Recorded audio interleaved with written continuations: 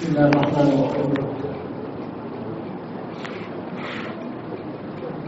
الحمد لله رب العالمين، والصلاة والسلام على الرسول الأمين وعلى آله وأصحابه أجمعين ومن تبعهم بإحسان إلى يوم الدين وسلم تسليما كثيرا. أما بعد، السلام عليكم ورحمة الله وبركاته.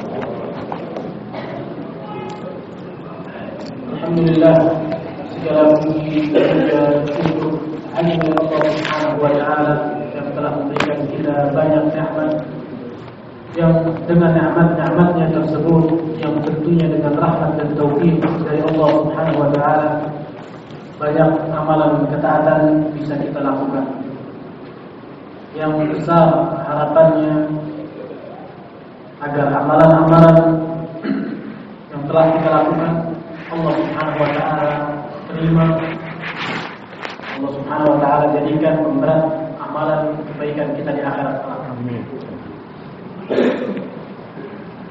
Jemaah yang semoga Allah Subhanahu wa taala muliakan, teman-teman, saudara, saudari seiman dan seaqidah. Masih kita di pelajaran kita melanjutkan yang telah disampaikan tentang bagaimana kita mengenal Allah Subhanahu wa taala. Karena memang Allah Subhanahu wa taala ini dengan kebijaksanaannya mengenalkan dirinya kepada kita. Allah Subhanahu wa taala mengenalkan dirinya kepada kita lewat Al-Qur'an Al-Karim. Allah menjelaskan siapa Dia. Allah Subhanahu wa taala menjelaskan sifat-sifatnya, nama-namanya, hak-haknya yang harus kita tunaikan. Itu semua dijelaskan oleh Allah Subhanahu wa taala dalam Al-Qur'an Al-Karim dan juga dijelaskan oleh Rasulullah sallallahu alaihi wasallam. Sehingga yang diminta dari kita adalah memberikan hak-hak tersebut hanya kepada Allah Subhanahu wa taala. Di mana kita sudah mengetahui bahwasanya Allah menciptakan kita dari enggak ada jadi ada. Bukan hanya berhenti di situ, bahkan Allah Subhanahu wa taala berikan kita kehidupan. Allah fasilitasi kehidupan kita. Kemudian Allah Subhanahu wa taala berikan kita rezekinya sampai kehidupan manusia ini bisa terus berlangsung. Itu semua tidak lepas kecuali dari aturan yang Allah Subhanahu wa taala.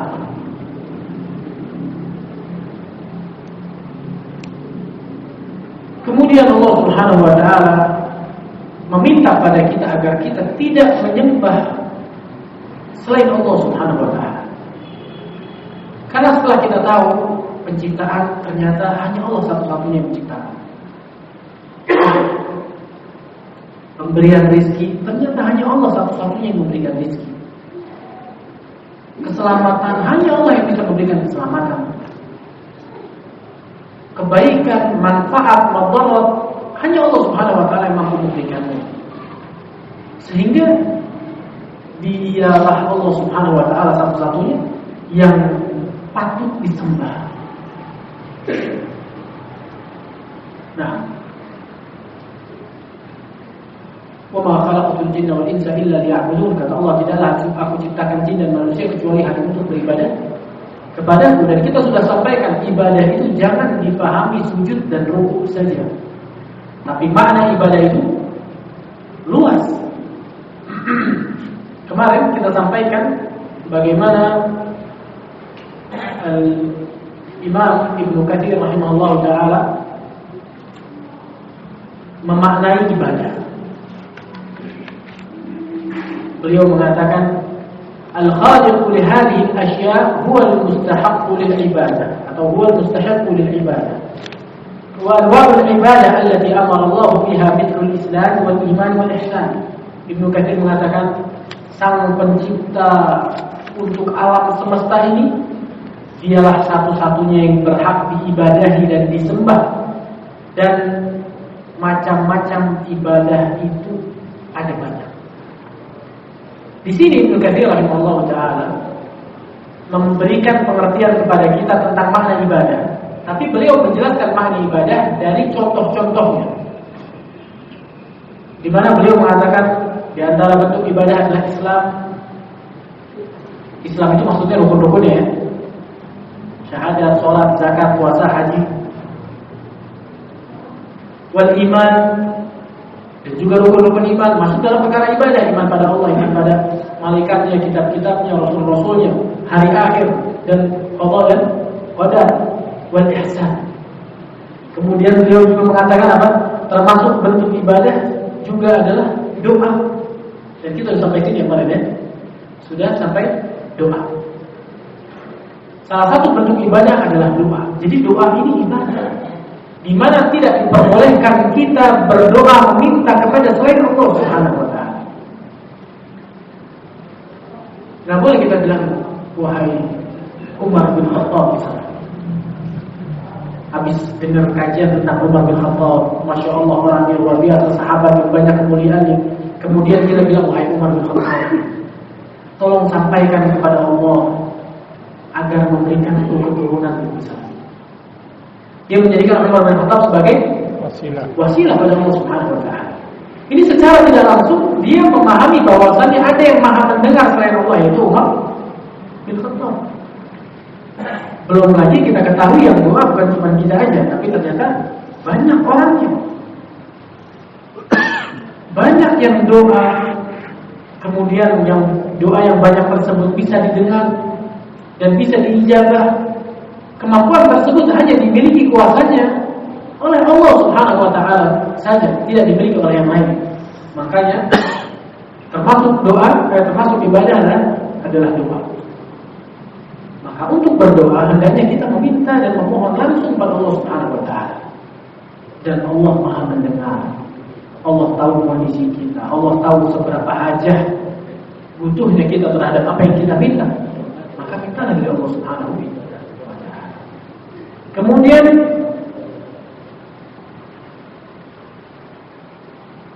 beliau mencontohkan kembali termasuk ibadah adalah al-khauf, rasa takut. Termasuk ibadah juga kan? Rasa takut. Nggak boleh kita takut kecuali sama Allah Subhanahu wa taala. Dan takut itu dalam bahasa Arab disebut tawakkul makruh, kata Syekh Shalih Fauzan. Takut itu dugaan kalau kita akan tertimpa mara bahaya, itu takut. Dan takut ada dua. Ada takut ibadah, ada takut tabi'i. Takut ibadah itu takut yang bernilai ibadah. Kalau takut tabi'i itu takut tabiat manusia. Masing-masing memiliki hukum yang berbeda. Adapun takut ibadah, Syekh Shalih Fauzan di sini mengatakan hadza sarfuhu li ghairillahi syirkun. Adapun takut ibadah jika dipalingkan kepada selain Allah Subhanahu wa taala adalah syirik.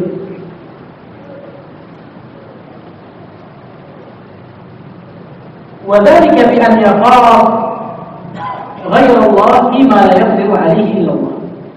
Apa itu takut ibadah? Takut ibadah adalah takut pada sesuatu yang tidak dimiliki kuasanya kecuali oleh Allah Subhanahu wa taala.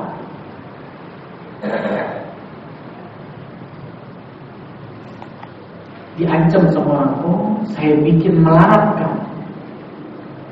Wah takut nggak bisa tidur, ini nggak boleh. Kenapa? Karena pemberian rezeki mutlak hanya dimiliki kuasanya oleh Allah Subhanahu wa taala. Nggak ada orang yang bisa bikin melarat kita. Maka ancaman-ancaman seperti ini adalah ancaman yang tidak patut dan tidak boleh kita takut terhadap ancaman tersebut. Karena takut dalam perkara-perkara yang tidak dimiliki kuasanya kecuali oleh Allah Subhanahu wa taala jatuh di syirik. Kan yaqaf ahadan an yumridahu. Contohnya takut dari seseorang karena dia bisa bikin kita sakit.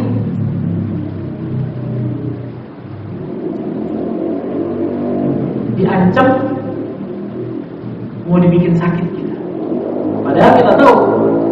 sehat dan sakit milik siapa? Milik Allah Subhanahu wa taala. Enggak ada orang yang bisa bikin kita mati. Kematian umur di tangan Allah Subhanahu wa taala. Au an yaqbida ruha, au yumit walada. Atau diancam, saya bikin anak kamu mati semua, saya bikin keluarga kamu melarat semua, saya bikin keluarga kamu kena musibah misalnya. Nggak perlu dan nggak boleh kita takut terhadap ancaman-ancaman seperti ini. Kenapa? Karena kuasanya hanya dimiliki oleh Allah Subhanahu wa taala. Bahkan kata Rasul sallallahu alaihi wasallam, kalau seandainya seluruh penduduk bumi ini kumpul semuanya buat bikin kita bahaya, gak bakal bahaya itu sampai kepada kita kecuali dengan apa yang Allah Subhanahu wa taala telah tuliskan dan tentukan. Kalaupun bahaya itu kena pada kita itu karena takdir Allah, bukan karena perbuatan si fulan. Maka jangan pernah takut terhadap perkara-perkara yang tidak dimiliki kuasanya kecuali oleh Allah Subhanahu wa taala. Karena yaf'alu katsir min al-juhal. Kata beliau, dan ini banyak sekali dilakukan oleh orang-orang yang enggak tahu. Yakhafuna ala hamli zawjatihim. Mereka takut karena diancam istrinya enggak bakal hamil. Nah, wa ala auladihim minal jinn, atau ancaman-ancaman untuk keluarganya dari gangguan para penyihir. Yakhafuna minas sahara, atau dari jin. Au minal mauta, atau takut sama setan, sama orang mati. Roh gentayangan. Fayahmaluna a'malan syirkiyah li ajli an yatakhallafu min hadzal khawf. Sehingga saking takutnya akhirnya dia melakukan ritual-ritual atau amalan-amalan khusus yang bisa menyelamatkan dia dari rasa takutnya tersebut. Jadi kalau kita yang sembelih sapi terus kita kasih ke laut nggak bakal ada ikannya misalnya. Rizki nelayan terkurang. Takut mereka rizki mereka berkurang atau mereka tidak mendapatkan rizki, sehingga mereka melakukan amalan-amalan khusus agar mereka terbebas dari rasa takut tersebut. Dan ini perbuatan apa? Perbuatan yang dilarang. Karena rizki Allah Subhanahu wa taala telah sebutkan bahwasanya dia Allah Subhanahu wa taala Ar-Razzaq yang Maha memberikan rizki. Rizki hanya diberikan oleh Allah Subhanahu wa taala dan tidak diberikan oleh yang lain.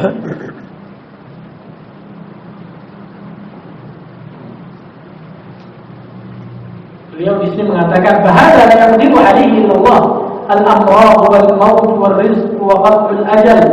Hadhihi umur la yaqdiru alaihi Allah. Orang kena sakit, meninggal, rizkinya berkurang atau bertambah, ajalnya berhenti. Ini semua perkara-perkara yang kuasanya dimiliki oleh Allah Subhanahu wa taala. Wa kadzalika inzal al-barakah. Begitu juga dengan diturunkannya keberkahan. Tidak dimiliki kuasanya kecuali oleh Allah Subhanahu wa taala.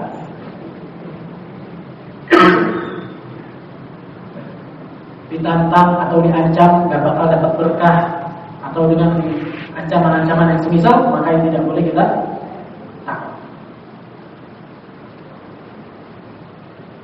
Nah, ada yang kedua namanya takut tabi'i, takut tabiat.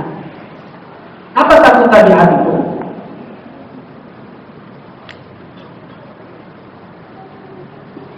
Wa huwa an takhaf min shay'in zahir yaqdiru ala ma takhafu min, ka'an takhaf min al-hayya aw al-aqrab.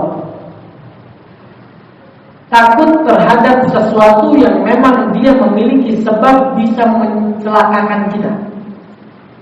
Seperti takut dari ular berbisa. Memang si ular itu punya bisa. Allah Subhanahu wa taala jadikan pada ular tersebut ada bisanya dan bisa membahayakan kita. Tubuh kita bisa kena bisanya dan mengakibatkan keburukan pada tubuh kita. Maka takut seperti ini diperbolehkan. Jangan ada orang takut sama pulang, wah, syirik gitu. Nggak boleh. Ini takut yang apa? Takut yang normal yang diperbolehkan tabiatnya manusia. Atau takut kepada hewan-hewan beracun yang lainnya seperti kalajengking misalnya atau yang lainnya.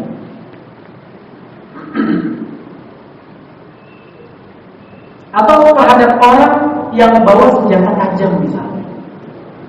Maling bawa senjata tajam atau dia rombongan misalnya bawa senjata tajam, kita sendirian, kita merasa takut, ini nggak apa-apa, nggak masalah. Karena kita tahu dia bawa senjata yang berbahaya, yang kalau kita kena dia bahaya buat kita. Maka takut seperti ini diperbolehkan.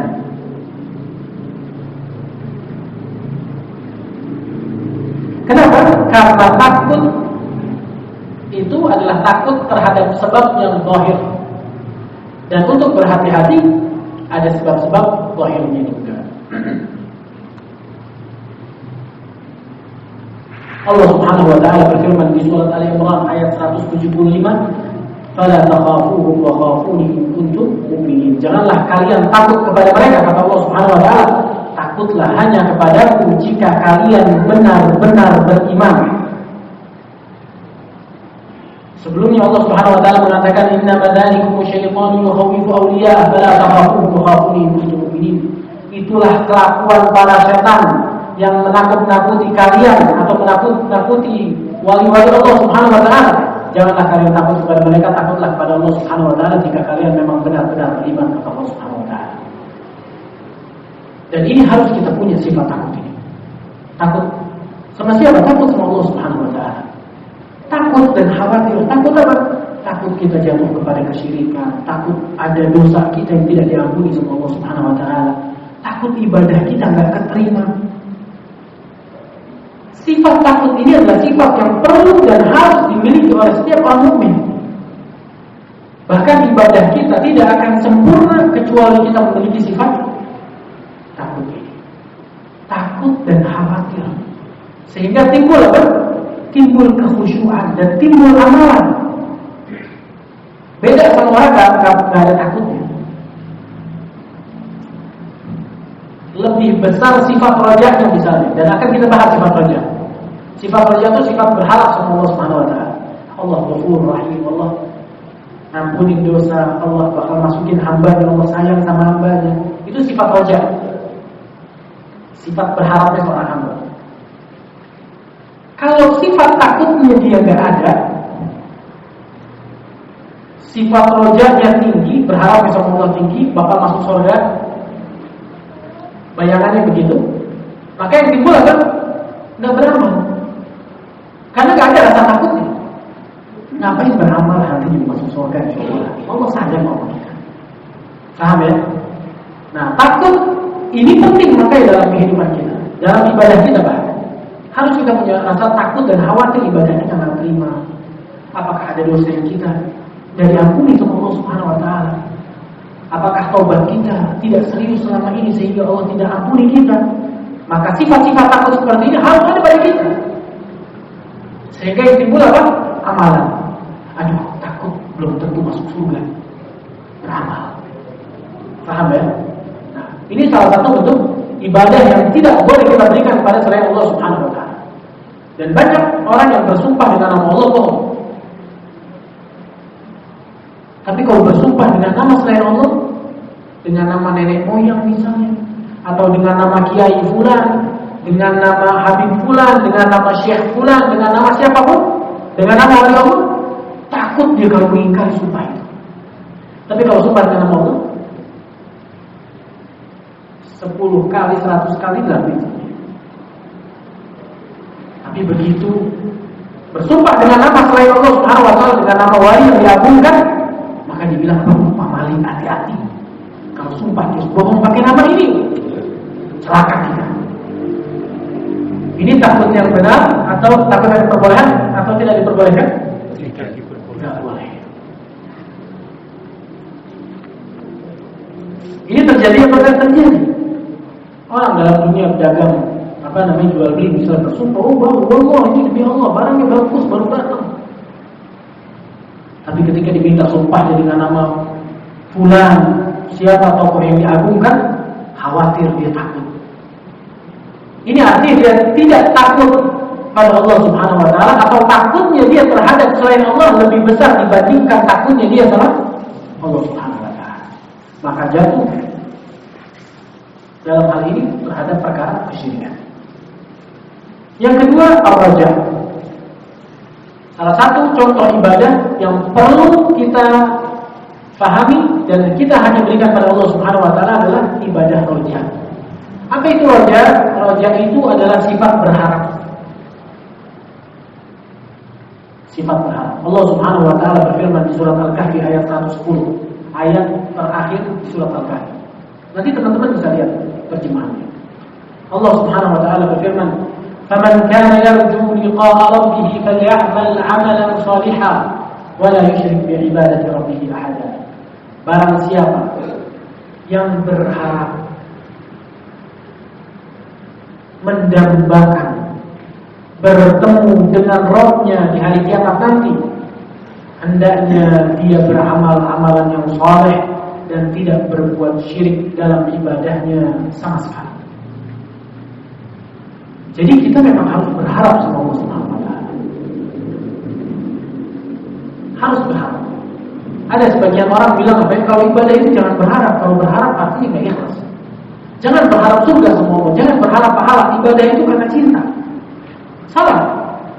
Ibadah itu harus kita berharap sama Allah Subhanahu wa taala. Harapan apa? Harapan dikasih pahala, harapan diterima ibadahnya, harapan dapat surga, boleh. Bahkan Allah Subhanahu wa taala memerintahkan kita untuk berharap. Rasulullah sallallahu alaihi wasallam mengatakan apa? "Idza sa'altumullah al-jannah fas'alul firdaus al-a'la." Jika kalian meminta pada Allah, mintalah surga yang paling tinggi, surga Firdaus. Justru jangan tanggung-tanggung kalau kita berharap sama Allah Subhanahu wa taala. Jadi kalau kita beramal, boleh kita berharap pahala, berharap imbalan, berharap diterima sama Allah Subhanahu wa taala, ini diperbolehkan. Tapi berharap saja tidak cukup.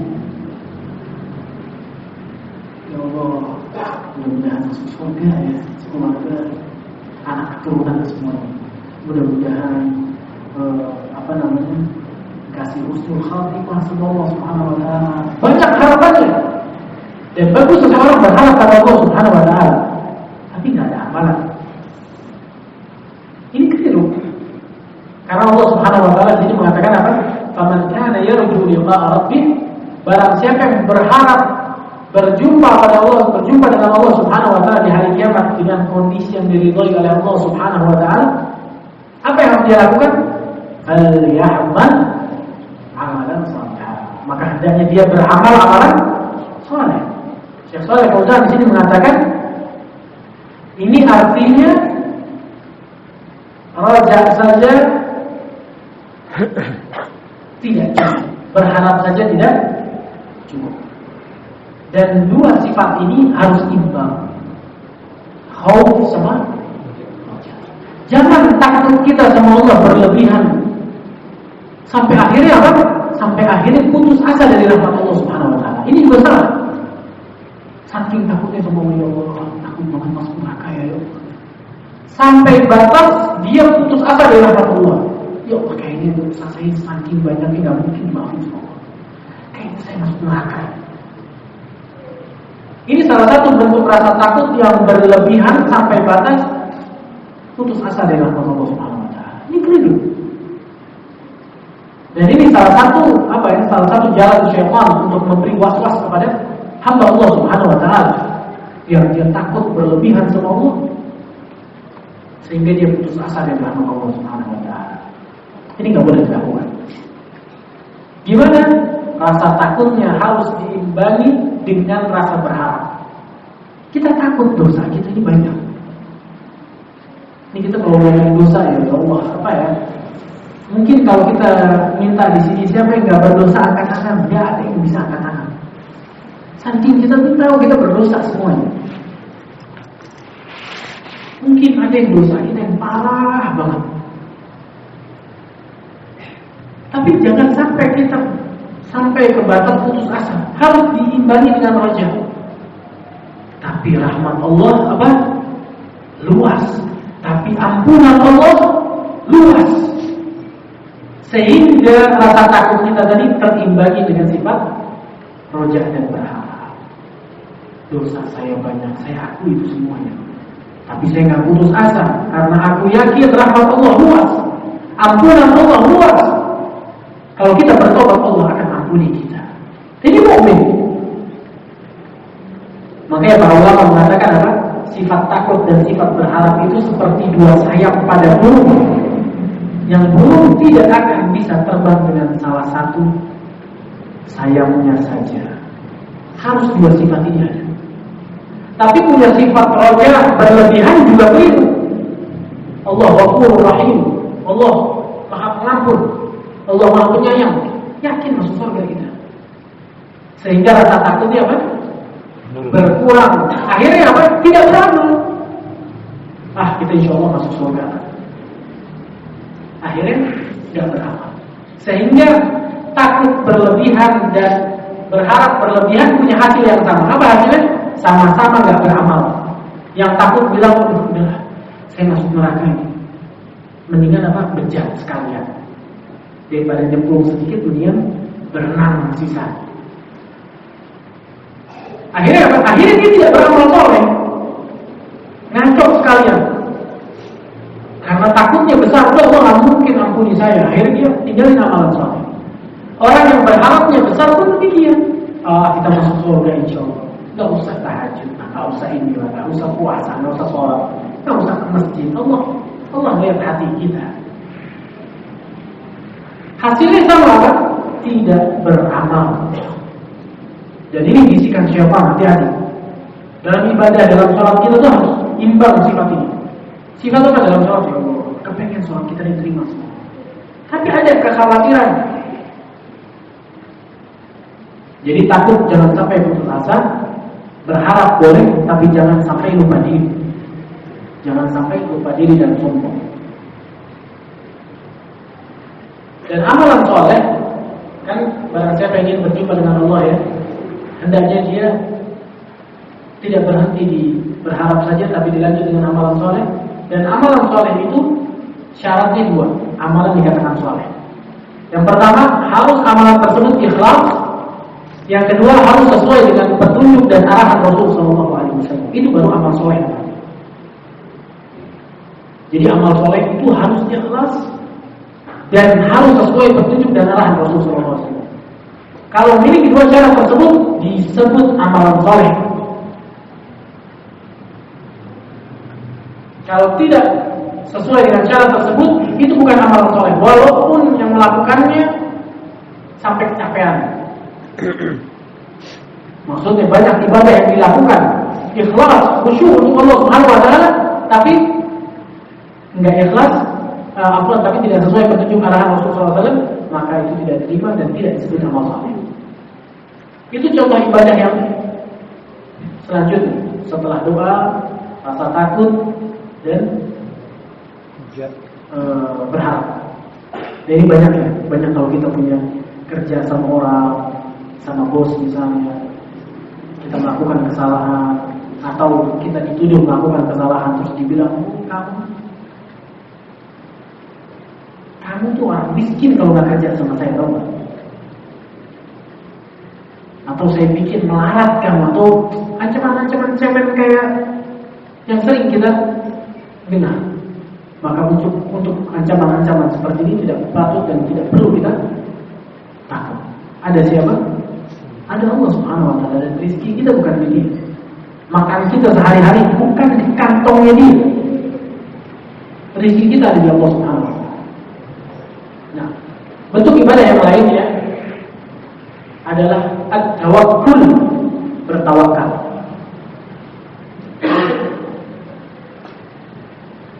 Tawakal, Syekh Shalih Fauzan di sini mengatakan tawakal adalah at-tafwid wal i'timad 'ala Allah.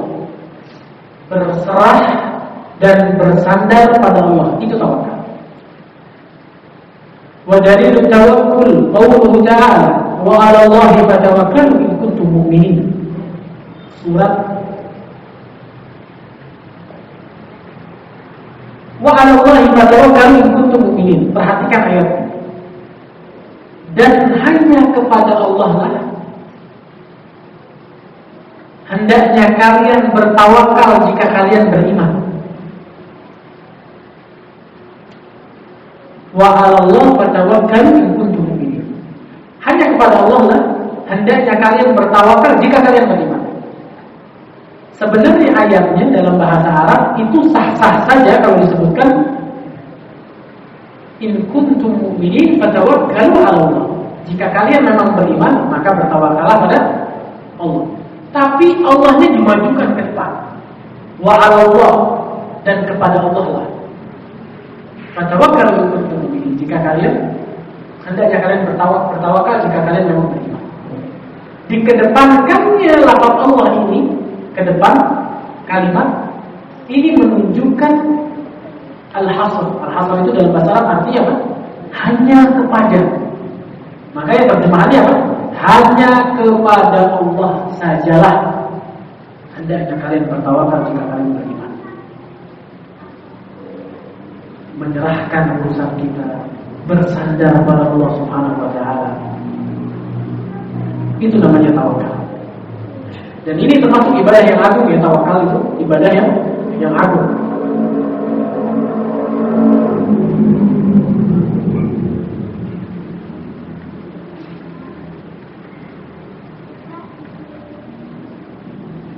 Dan tawakul ini ada perkataan yang luar biasa diucapkan oleh Syekh Islam Ibnu Taimiyah rahimahullah taala. Beliau mengatakan al-i'timadu 'ala as-sabab syirkun wa tarku as-sabab qadhun fi syariah.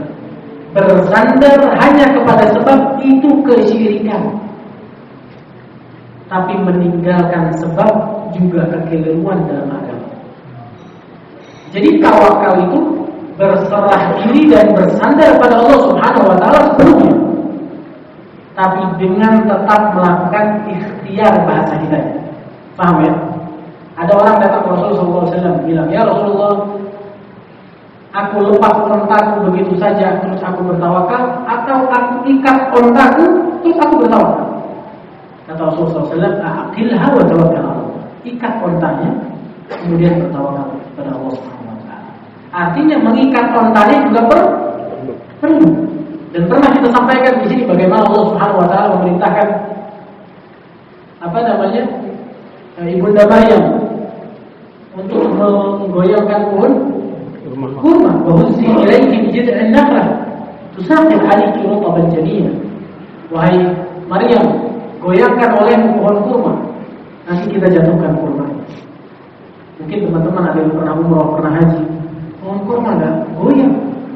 Sama kita digoyang itu nggak goyang, gede kayak pohon kelapa.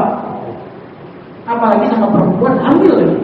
Cuma Allah Subhanahu wa taala pengen ada usaha di sana untuk Allah turunkan kurmanya.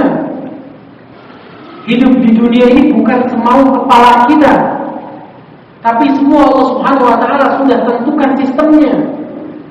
Nggak semua yang kita minta Allah kasih. Dan ini ada di anak pernah dapat kabar salah satu sekolah bermasalah luar biasa. Sekolah ini bilang sama anak-anaknya, coba minta roti sama Allah. Enggak, anak-anaknya minta roti, minta roti. Terus gurunya bilang, dapat enggak? Enggak dapat. Coba minta roti sama gurunya. Bu guru, Pak Guru minta roti, dikasih sama gurunya. Dapat enggak? Dapat. Enakan mana? Terus pengen setiap minta dikasih. Sedangkan apa yang Allah Subhanahu wa taala minta sama kita nggak pernah lakuin itu. Kita pengen hidup kita terus enak, hidup sehat, dapat apa yang kita minta. Allah Subhanahu wa taala Maha Mulia. Yang kemuliaannya tersebut, kebaikan-kebaikannya nggak mungkin kita minta seenak kepala kita. Harus kita melakukan amalan-amalan yang Allah minta kita untuk mengamalkan amalan tersebut. Bisa dipahami ya? Sehingga tawakal itu apa? Meminta pada Allah dan berusaha. Itu tawakal. Lanjut ada Isya, kita lanjut sedikit. Barakallahu.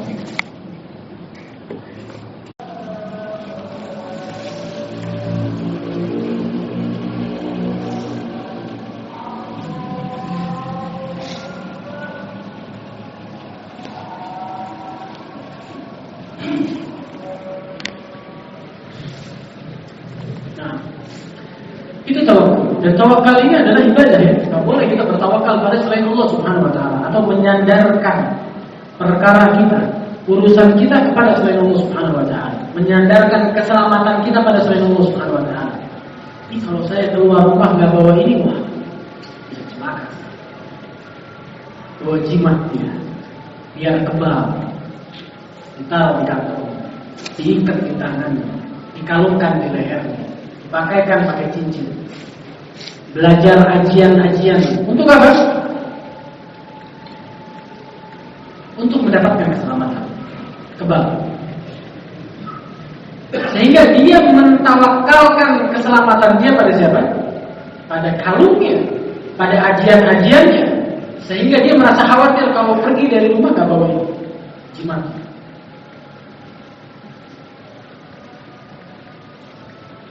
Ini gak boleh. Kenapa? Karena tawakal ini adalah ibadah. Gak boleh diberikan kecuali hanya pada Allah Subhanahu wa taala. Hendaknya kita bertawakal untuk keselamatan kita pada Allah Subhanahu wa taala. Makanya kita keluar rumah disunnahkan baca doa apa? Bismillah.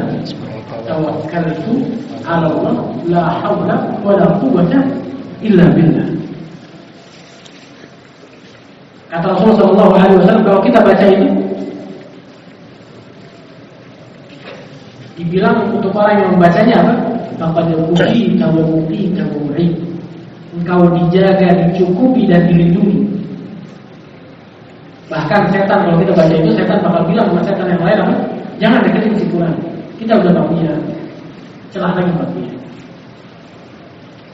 Ngapain kita berusaha untuk merusak orang yang sudah dilindungi dan dicukupi? Menghindar setan dari dia.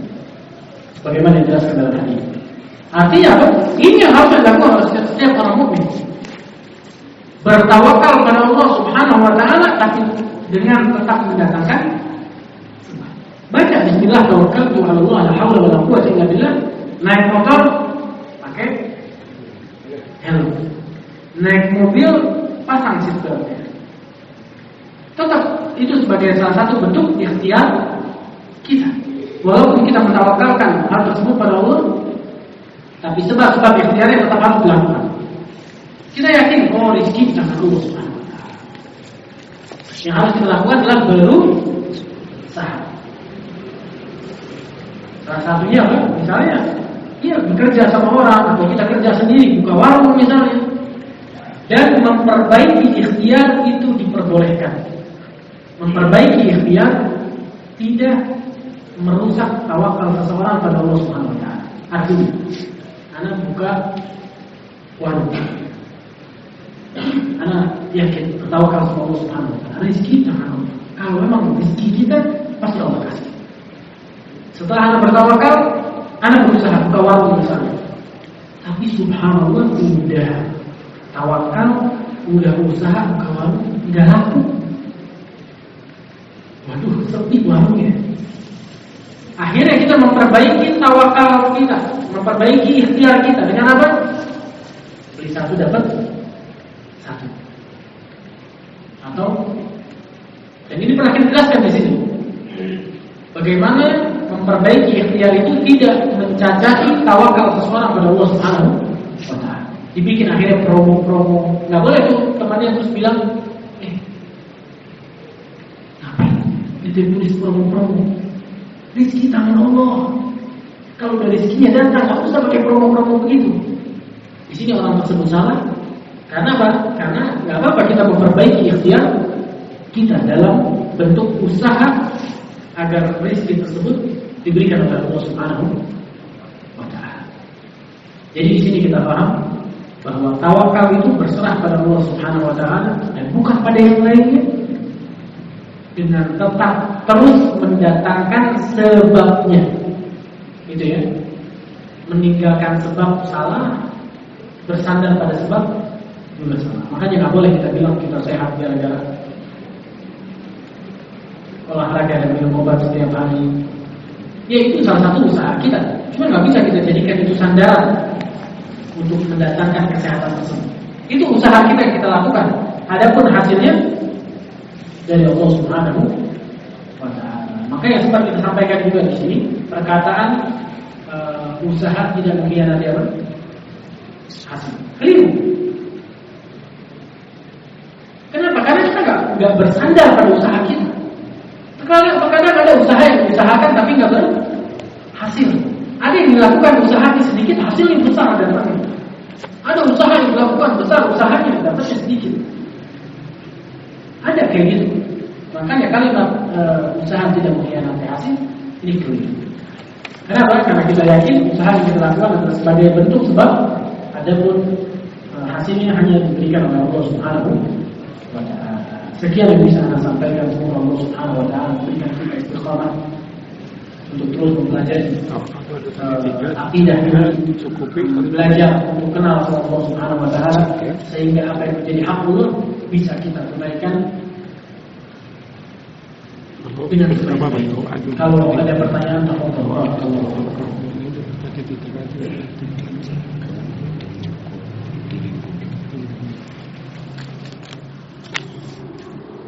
kalau nggak ada pertanyaan berarti pada paham. Masya Allah, mudah-mudahan pada paham. Nah.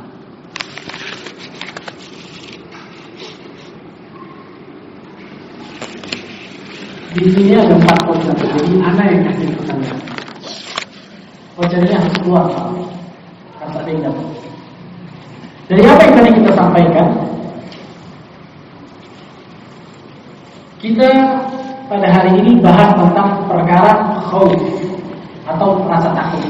Dan kita sebutkan rasa takut itu ada 2 macam. Siapa yang bisa sebutkan? Nah,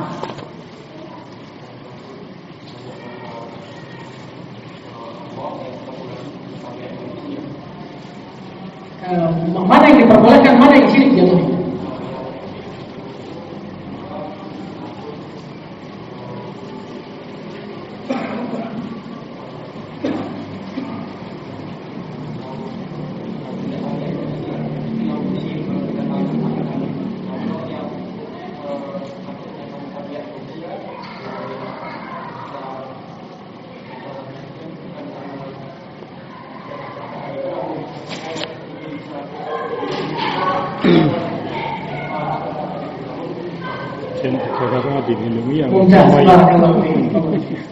Bisa disampaikan ke saudara kita. Nah, ada 2 ya, ada takut yang ibadah, yaitu takut kepada sesuatu yang tidak dimiliki kuasanya kecuali oleh Allah Subhanahu wa Ta'ala, itu jatuhnya syirik. Yang kedua takut tabiat, takut terhadap apa yang memang memiliki sebab bahaya, maka itu boleh kita takut pada Allah. Dan tadi juga kita belajar sifat raja. Apa itu sifat raja? Berharap. Sifat raja adalah sifat berharap. Ada batasannya apa enggak? Ada. Hanya kepada Allah saja. Raja itu berharap, tapi jangan berlebihan. Kenapa? Karena bisa lalai, tidak mau berusaha, dan sombong. Karena bisa menjadikan dia sombong dan tidak mau beramal. Tidak ada rasa takut sama sekali. Dua sifat tersebut ibadah yang tak boleh diberikan pada selain Allah Subhanahu wa Ta'ala. Pertanyaan yang ketiga, tadi kita juga bahas tentang tawakal. Dan Anda sebutkan perkataan Syekhul Islam Ibnu Taimiyah rahimahullah taala. Bagaimana tawakal itu yang benar? Bagaimana tawakal yang benar?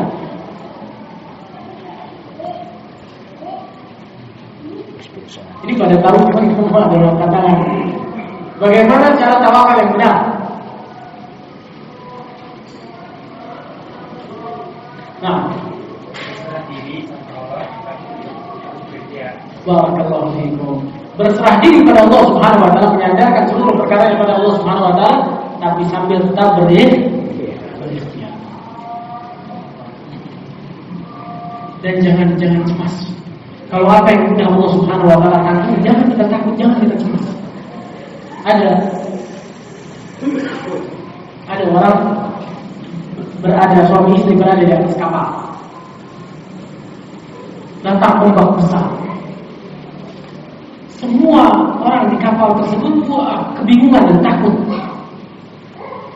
Sampai mereka takut berlebihan yang histeris, nggak tahu harus apa. Si istri ketakutan tapi lihat si suaminya tenang-tenang aja. Kata istrinya, wahai suamiku, ini keadaan genting. Semua orang histeris, ketakutan, takut mati. Kok kamu nggak takut? Kata suaminya, keselamatan karena Allah Subhanahu Wa Taala. Yang bisa kita lakukan, kita lakukan. Jangan takut berlebihan. Si suami ambil pisau, ditempelin pisaunya ke leher istri. Terus suaminya tanya, takut apa enggak? Kata istri, enggak lah. Kalau maling yang nodong baru takut. Kamu suamiku, nggak bakal melakukan sesuatu yang berbahaya. Kata dia begitu juga Allah Subhanahu Wa Taala. Kalau kita yakin keselamatan di tangan Allah Subhanahu Wa Taala, rezeki kita di tangan Allah Subhanahu Wa Taala, kita nggak bakal cemas. Kita bakal tetap bisa tidur walaupun nggak punya uang. Kita bakal tetap bisa tidur walaupun kita sakit. Kita yakin kesembuhan di tangan Allah Subhanahu Wa Taala. Jalan keluar dari sempitnya kehidupan kita ini di tangan Allah Subhanahu Wa Taala. Lakukan usahanya apa yang bisa kita lakukan. Sisanya serahkan kepada Allah Subhanahu Wa Taala. Lega hati-hatinya. Nah, sekian yang bisa saya sampaikan. Wajar terakhir terima kasih ke teman kita yang sudah merekam. Mudah-mudahan Allah Subhanahu Wa Taala memberikan kita taufik semuanya. Subhanallah wa bihamdihi, asyhadu an la ilaha illa anta, astaghfiruka wa atubu ilaik.